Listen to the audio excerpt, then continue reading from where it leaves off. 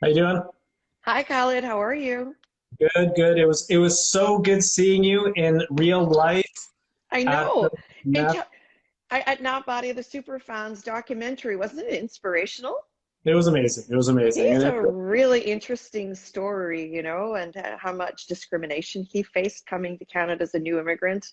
Being couldn't find a job even though he was a trained engineer, ended up selling cars and getting confused with the taxi drivers. Oh, poor man, what he went through. But he built an empire and he's look been at him so now. successful.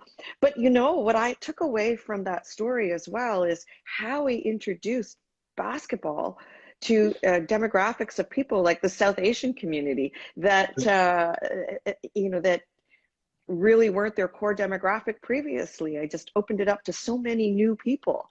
It was a wonderful story, and I saw you courtside, so I wondered if he had extended an invite, or was that our realtor friend?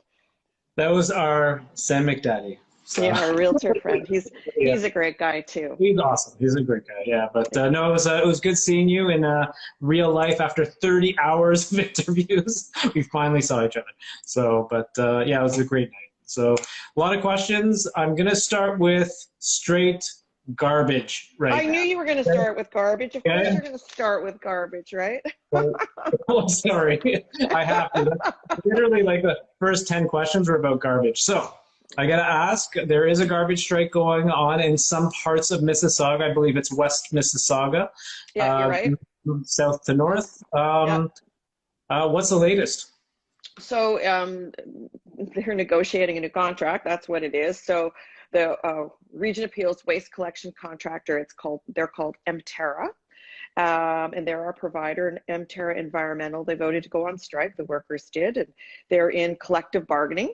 With the employer, who is the Region of Peel. So they're in negotiations along with their union. Many of them are represented. This union happens to be LUNA. And of course, we respect that is their legitimate right at this time to be part of that bargaining and negotiating process. But it will impact curbside collection to about 2/3 of the Region of Peel. Residents living in multi-residential homes, such as apartments and condos, are not going to be affected by the strike. So that's good. That's very good news. But people who are affected, let me see. If you go on to peelregion.ca/waste, it'll give you all the details if anyone is interested. But certainly parts of Brampton North, north of Castlemore, Brampton west of the 410, and parts of Mississauga, but to the west of the Credit River. I noticed that I did have collection yesterday. My day was Monday mornings, and I had my recycle out and my organics, and they did get picked up. So residents who don't live in the affected areas should continue to put their waste out for collection on the day that's normally scheduled, but there will be fewer waste collection vehicles in the affected areas. And so they're telling you residents in the affected areas now. So if you're in the affected area, you're being advised to leave your garbage and organics at the curb until further notice. Recycling and yard waste will not be picked up during the strike, and holding on to recycling material and waste until further notice. So of course, there's no timeline, of course, because they're in contract negotiations. So that could go smoothly and be resolved quickly, or it could go longer, right? We just don't know. Now, the CRCs, the recycling depots are open. So if people want to drop off their recycling material, they can do that. I think everybody knows where those are, but if not, you can find them online. No, I know in Yeah, 2016, the same company striked, but it only lasted for one day. This is obviously right. for more than one That day. I was hoping for that as well, but it's been a day now, so let's Yeah. hope it's only two Do you days. think, do you think it'll be resolved soon? Like, how long do you think this will go on for? You can't predict these things. You Okay. can't really predict. They could go on a day, they could go on a month. So let's hope it doesn't. So, I think that the crux of the strike is the garbage workers that are going on strike. They want to get paid the same amount as the Region of Peel workers. Do you think like everybody that collects garbage in Peel should be get should get paid the same? So I don't want to wade into those kinds of negotiations and discussions, because of course those are exactly what's being had. And if, I make a comment right now, somebody could take it to the negotiating table and use it. So at this point, I will say no comment is best. But of course, I believe in equity and fairness, and of course, I support the bargaining process. Right, that's their right. So that's what we are seeing today. So we're just going to ask everybody to be patient, and hopefully, it will be resolved soon. And if you want to take your recycling out to the CRCs, then you're welcome to do so, or just be patient and wait. Okay. So this won't go as far as the Toronto strike 20 years ago when they started putting it in parks. No. We won't do that here in Mississauga. We are Mississauga. We will not be doing that. We'll have further updates. I do remember that very, very well. Yes, right. I do. Okay, and that's enough garbage talk. Okay. COVID now. Garbage to COVID. COVID. Right. COVID, sure. Mm-hmm. Okay, so the Omicron variant, was detected in Peel. Yes. Do you know where in Peel it was? Was it in Mississauga, Brampton? Yes, it was in Mississauga, or likely Brampton. It was Brampton. It doesn't matter, because these things move. Okay. Yeah, it was in Brampton. But as we know, this virus moves, and so and it was travel related to one of those destinations. So we have to be very careful. Now they're studying it, so I don't want to make any comments here either, because we don't know anything. We don't know enough yet. Right, it's being studied to determine whether the vaccine will protect us against the Omicron variant, and how transmissible it is, how severe it will be if you should contract COVID as a result of the Omicron variant. So we don't know yet. I'm not supposed to speculate, but it mutated among unvaccinated people in the southern part of Africa. So I would be more concerned personally that if it had been mutating in vaccinated people, Sure. I think that's logical. I'm not a scientist. I shouldn't say things like that, but that's what, my intuition tells me. Sure. Do you agree? Do you agree? It's not just I agree. Right? Sorry, and did you, I've actually kind of heard that today too, by a doctor. Okay, good. Yeah, good. So I hadn't heard it, but it's what I kind of thought to be logical. But so it's just a new kind of variant, and they're studying it to see how transmissible it is, how severe it is, and whether we're still protected by our vaccines. And I'm very hopeful that that will be the case. But nonetheless, we still want to encourage people to practice the same safe public health protocols. Wear your mask, keep the distance from people. You just never know, and it is travel related. So they're going to be putting people through a regimen at the airports once again. If it's travel related, I think all but U.S. flights, people will be tested coming off flights. And talk about the Omicron. The province has paused lifting capacity limits for night. Do you see more restrictions coming to Mississauga and Brampton, or is it more problem? It's hard to predict right now. Right now, I think we're in good shape, but we have to continue to be safe, right? So can I rule out additional measures, additional restrictions being put in place? No, because if the situation deteriorates, and there is modeling that things could go, I won't say go south, but the numbers could increase. They're modeling worst case scenario. I think 33. I think I have a note about it. 3,300 per. Where's my note? Too many notes in front of me. Yeah, 3,000 cases per day. Mid range 1,500 per day. So we're seeing 800-900 a day now, right? Yeah. And that really is not. That's not Omicron. That's just people because the weather is cold now gathering inside. So we're transmitting. We're still the dominant variant is still the Delta variant, right?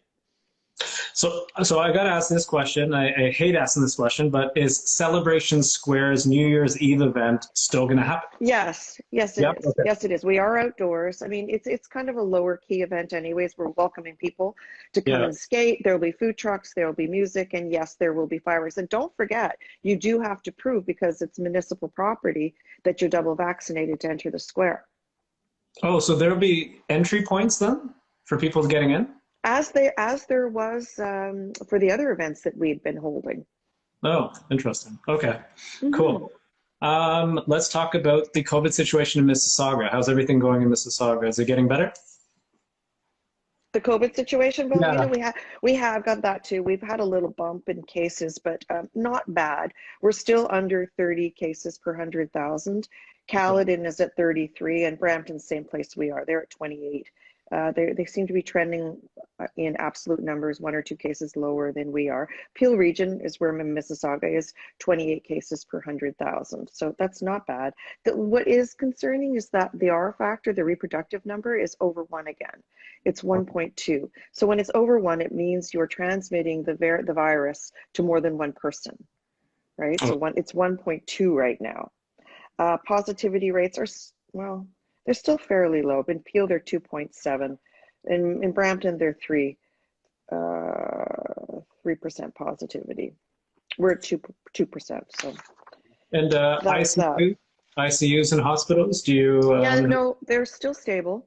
They're Okay, still good. stable. I don't have any recent numbers for you. Last time I looked at them, there were, 10 people in the hospital and 4 in the ICU. So things are stable for now. But as we see those numbers increase, yeah, I wonder. But but if those people are vaccinated, they can still contract COVID, but their symptoms will be less severe, and hopefully they won't require hospitalizations or certainly not ICU. That's fingers crossed. That was the benefit of the vaccine, right? You can still contract it, but your symptoms will be far less severe.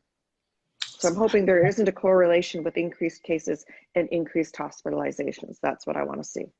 Okay. And last week there was a huge announcement about the biggest hospital in Canada being built in Mississauga. Oh, isn't that exciting news? We are having a brand new hospital built. I am so excited. It'll be the equivalent of 32 stories, and technically 22, but because the heights of the floors are so tall, it'll be 22 stories. It will be the second largest hospital in North America, the Oh, largest hospital in Canada, and it's a hospital that is a tower, which is very unique, except for the couple that are in the downtown Toronto, but very unique for other than the largely the urban areas. So it'll be a massive hospital. I think we're getting something like an additional 600 beds, so it'll take us up to over 1,000 beds likely. I'll get the numbers confirmed for you, over 1 million square feet. And it'll be rebuilt on the site it is now at Huron, Ontario in the Queensway. And remember the Camilla Seniors Home where we had a lot of difficulty yeah. in the first wave? Well, they've bought that out. Okay. The hospital has bought out that site, so we can expand the site of the hospital, and they'll take over those licenses for the beds for the seniors.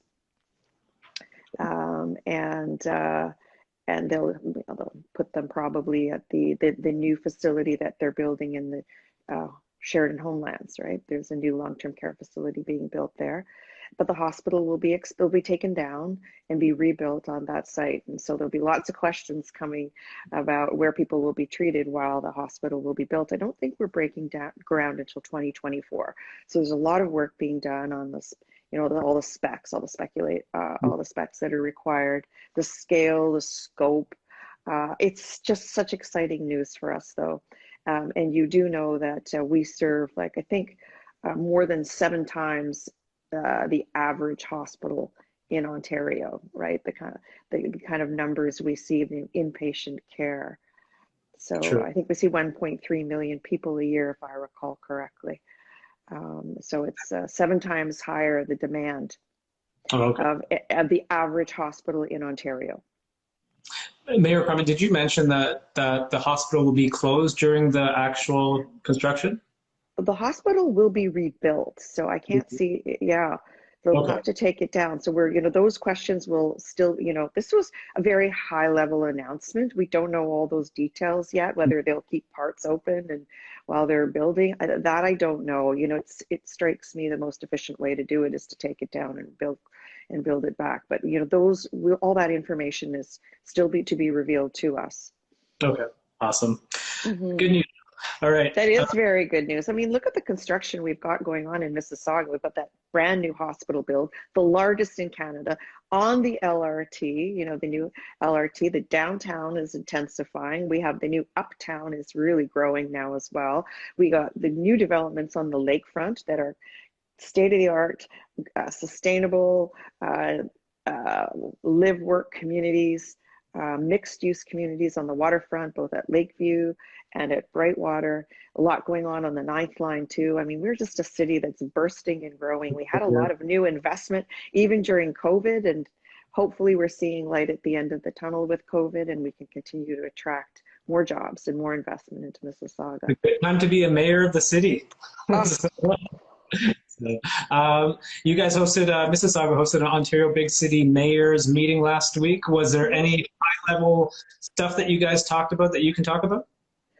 Sure, we always talk about best practices. We did meet with the Minister, Peter Bethenfalvey, our finance minister, and I really thanked him for making the change in the PILT formula that he made. As I told you that we needed a regulatory change or we were going to have a lot of problems with our revenue stream, and that did come forward, and we're very grateful. So we said thank you. It affected 5 or 6 of the other municipalities, London, Ottawa, Sudbury, Thunder Bay, and Toronto too.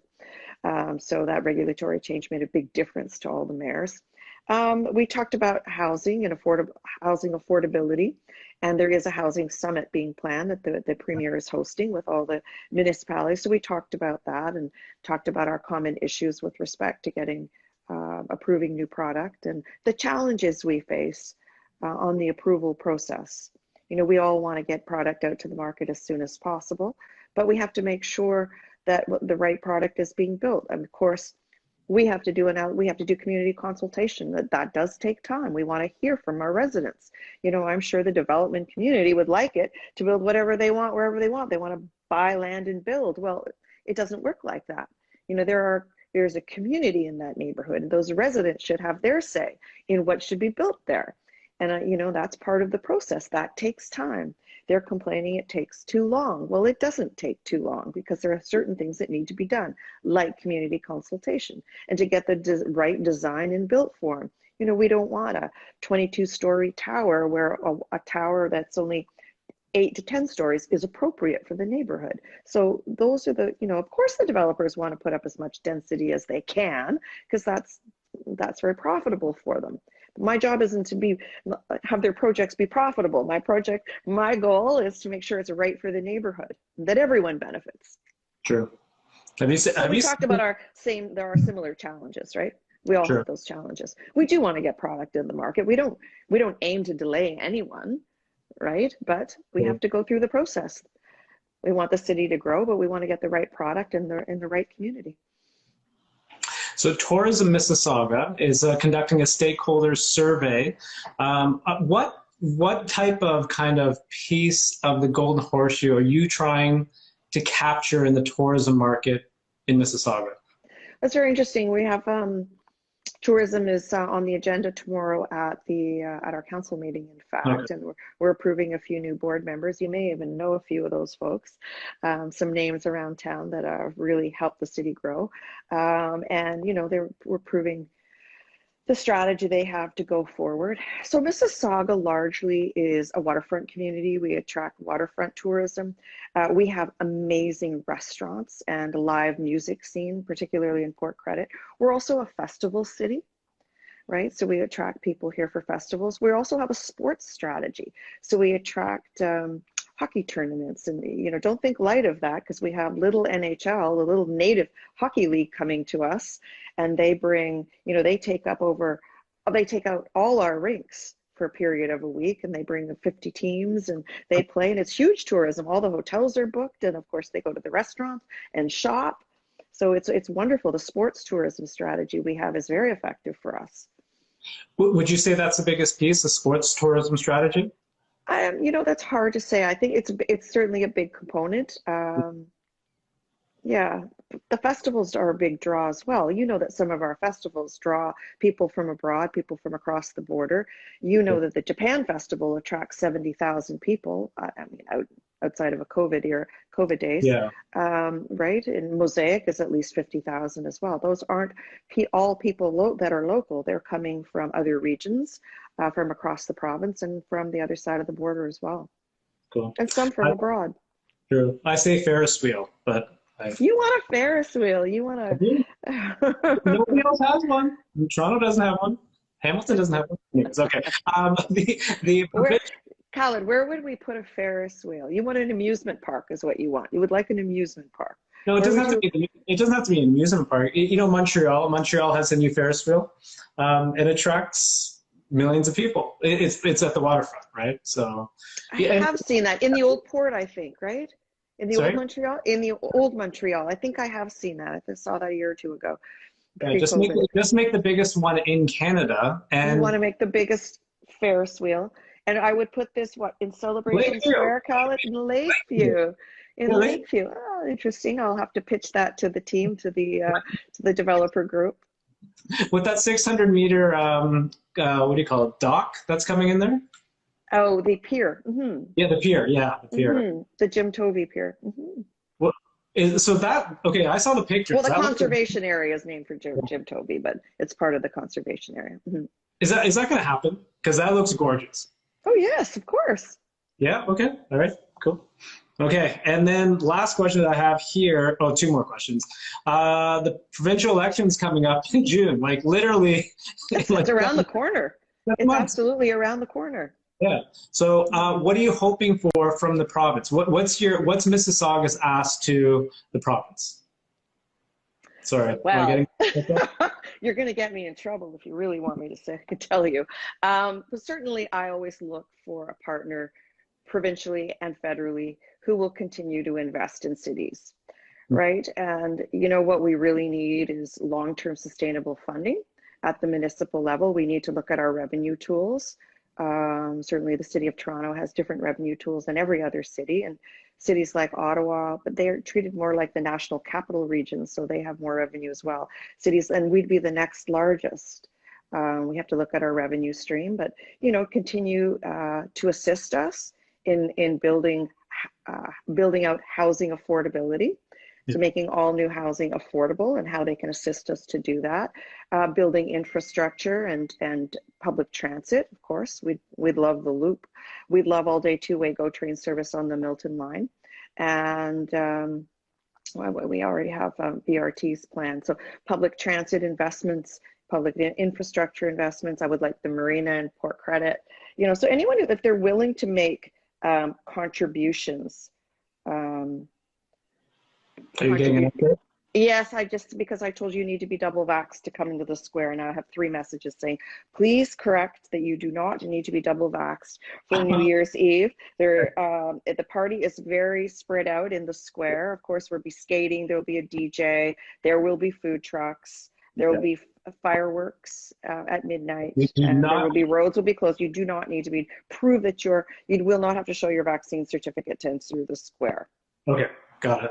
But you know, we don't. But we're just concerned about crowding is our biggest issue. So, anyways, partners at the federal and the provincial level that will continue to make those investments in cities, because you and I have talked about this many times. We can't continue to build aspirational projects. We can't build aspirational projects unless we have funding from another level of government. You know, there has to come a time where we sit down with federal, provincial partners and talk realistically about the needs of cities to build world-class cities and not do it with 19th century revenue tools, which is on the property tax base, which is a very regressive form of taxation and very unfair, especially to seniors who have all their equity in their home and now are on fixed incomes, and yet their property taxes increase because my union 60% of my costs are 65% are labor related, and if our union contract negotiations are up more than 2%, then you can bet my increase is going to be 2%, right? It just works out that way. Plus I need to continue to build and invest and renovate our community centers and build new rinks and build new pools, and so, you know, we need to continue to invest in our cities, but you know, it's very challenging to increase your property tax for people who are on fixed incomes or young families, right? So we have to look at other ways. We have to consider other sources of revenues for cities. And one last question I got from a viewer. It says new tree bylaw. Is there a new tree bylaw? We are looking, we're studying, it likely will be passed tomorrow. We're looking at a tree bylaw, which you will have to take out a permit to take down each and every tree. It will be a fee. And it's in line with every other municipality, by the way, other than one immediately to the north of us, but everyone else we're in line with. It's just, you know, it's just the right thing to do. We don't want to harm our beautiful canopy of trees. And we're talking about large trees, right? We're not talking about, you know, 36-inch trees, right? We're larger trees. Okay. Our viewers and then finally, you know, the last thing with respect to the provincial government is we do need to have that governance model looked at. You know, they halted that process. They halted the process after the last election, and it is time. It's time to look at the governance process and why cities like Mississauga continue to be two-tier cities. We should be standing on our own, and we should be able to control our own destiny, right? We're the third largest city in Ontario. We shouldn't be part of a regional government with two other municipalities that are at different stages of their growth and development. So you're saying Mississauga on its own without the Peel region? I've been pretty consistent about that message. And I think I've been saying that ever since I ran for mayor, and I've always felt that way. But I think we saw it very acutely during COVID, how the circumstances in Mississauga were very different than in other parts of the region. Yet, the rules had to apply to everyone. And we saw the unfairness of that when we had to close down our businesses because of the numbers were too high elsewhere. But the rule was we have one public health unit, and the public health unit decides on behalf of the entire region, not just parts of it, right? And I think that really drove the message home on why it's so important that we be a standalone city and control our own destiny, have our own public health. And correct me if I'm wrong, that would have to come from the province, correct? Oh, absolutely. If I could have done it, I would have done it by now. So there has to be the political will to do it. True. Because I thought they had the political will, and remember, then they backed off, and there was no changes. They paused the entire regional governance review. Interesting. Right, Mayor Crombie, is there anything else? Those are all my questions. Oh, I'm sure I've said too much already. I'll find out shortly.